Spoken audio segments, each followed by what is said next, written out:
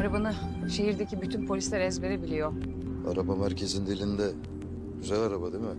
Üstüme iyilik, sağlık, adoslar. Ceza rap yapar, çok kötü tostlar. Bokslarınıza bakıma alın afoslar. Dostlarınıza yakın olun abekozlar. Elimize geçti neredesin apopslar. Losra solunu ayakkabı boya kostlar. Az konuşana kurdele takacaklar. Kara tahta ya da ceza yazacaklar. Yükselen ben değilim bak asansör. Şayet